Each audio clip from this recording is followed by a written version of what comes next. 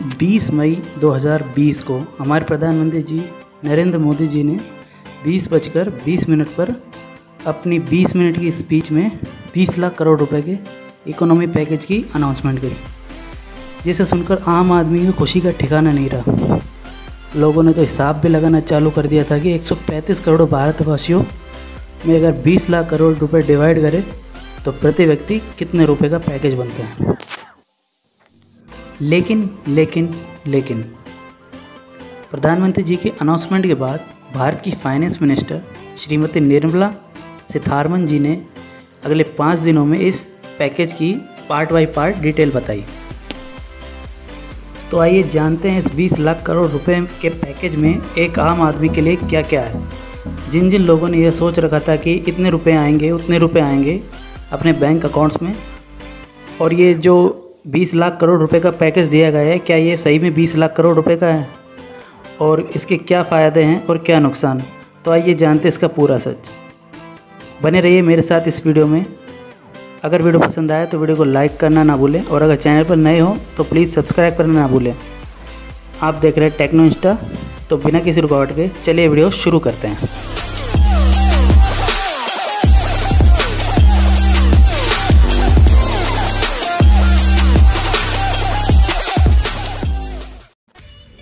तो दोस्तों, आपको अगर यह लगता है कि सरकार 20 लाख करोड़ रुपए 135 करोड़ भारतीयों में डायरेक्ट बांटना चाहती है तो आप गलत हैं।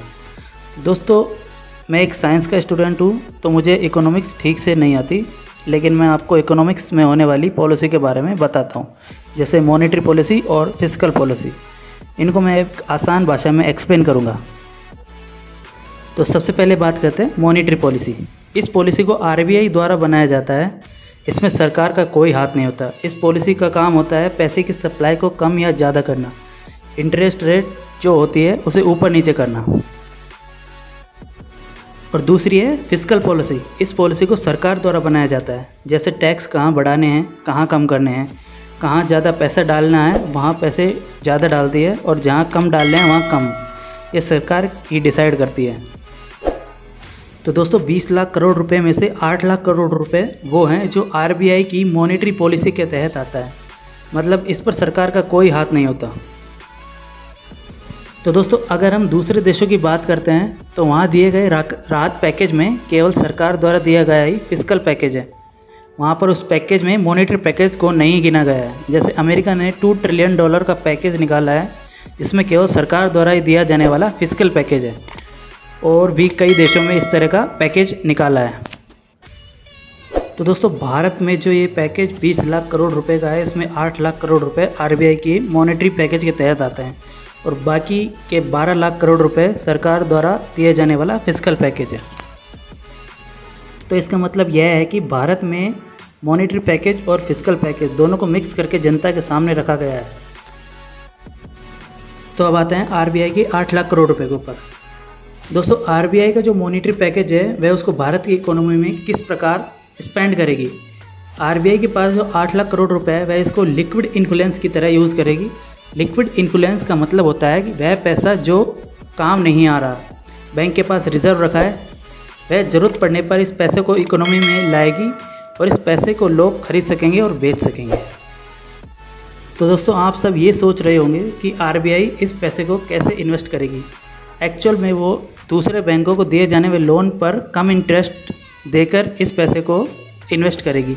मतलब जिन बैंकों को RBI लोन देती है उनको पहले से कम इंटरेस्ट पर लोन देगी, जिससे वो बैंक अपने ग्राहकों को कम इंटरेस्ट पे लोन दे, जिससे वो 8 लाख करोड़ रुपए यूज में आ जाएंगे। तो दोस्तों, जैसा कि आप जान चुके हैं कि यह एक लोन के थ्रू अपना पैसा इन्वेस्ट कर रही है, तो आम आदमी को तो यह एक कर्ज की तरह ही है। इससे आम आदमी को कोई फ़र्क नहीं पड़ेगा। अब आते हैं सरकार के फिस्कल पैकेज 12 लाख करोड़ रुपए पर। तो दोस्तों, सरकार द्वारा दिए जाने वाले 12 लाख करोड़ में से आपको कितना मिलेगा, चलिए जानते हैं। दोस्तों, 12 लाख करोड़ रुपए में से सरकार ने 1.7 लाख करोड़ रुपए अपनी कुछ पुरानी योजनाओं के पैकेज भी जोड़ रखे हैं, जैसे पिछले 2019 में आई योजना PMMSY योजना। दोस्तों, 12 लाख करोड़ में अब बच गए 10.3 लाख करोड़ रुपए। अब MSME यानी माइक्रो, स्मॉल और मीडियम कंपनियां हैं, उनको सरकार 10.3 लाख करोड़ रुपए में से 3 लाख करोड़ रुपए का लोन प्रोवाइड करेगी। अब यह भी सरकार 3 लाख करोड़ रुपए का लोन कोई प्रोवाइड कर रही है, जो एक न एक दिन चुकाना पड़ेगा। 90 करोड़ रुपए बिजली विभाग को दिया जाएगा, वो भी एक लोन के रूप में। किसानों को 2 लाख करोड़ रुपए का कंसेशनल क्रेडिट दिया जा रहा है, जो एक प्रकार का लोन है कम इंटरेस्ट रेट पर, जो कि किसानों को एक न एक दिन चुकाना ही पड़ेगा। उन्हें कैश नहीं दिया जा रहा। सड़कों पर जो छोटे ठेले वाले हैं उनको भी 5,000 करोड़ की स्पेशल फैसिलिटी दी जाएगी। यह भी एक तरह का लोन ही है। लॉकडाउन के दौरान अपने घर से दूर काम कर रहे वर्करों को अगले 2 महीनों तक फ्री फ्रूट की सप्लाई दी जाएगी, जो सरकार को 3500 करोड़ रुपए की पड़ेगी। सरकार कहती है कि 8 करोड़ वर्करों के लिए फ़ायदेमंद होगी। इस पैकेज में जनता का पैसा भी लगा हुआ है। सरकार अपने टैक्स में 25% छूट देगा। यह जनता का ही पैसा इस पैकेज में काउंट हुआ है। और इस पैकेज के दौरान 2020 से एक देश एक राशन कार्ड भी लागू किया जाएगा। तो दोस्तों, आपने ये नोटिस किया होगा कि सरकार डायरेक्ट या इनडायरेक्ट तरीके से 20 लाख करोड़ रुपए लोगों को लोन के थ्रू में दे रही है। इससे लोगों को फ़ायदा ज़रूर होगा, लेकिन लोन तो एक दिन चुकाना पड़ता है। जिस आदमी की नौकरी लॉकडाउन के दौरान चली गई है, या जिन दुकानदारों का धंधा लॉकडाउन के वजह से बंद हो गया है, वो लोग आज तो इस पैकेज से गुजार कर लेंगे, लेकिन बाद में उनको ये लोन चुकाना भी पड़ेगा। लोगों ने सोचा था कि सरकार लोगों के अकाउंट में डायरेक्ट पैसे ट्रांसफ़र करके मदद करेगी, लेकिन ऐसा नहीं है।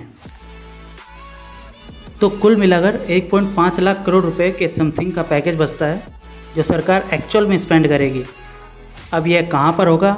ये सरकार द्वारा चलाई जाने वाली योजनाओं में होगा, जैसे मनरेगा। यहाँ भी आपको कैश नहीं मिलेगा।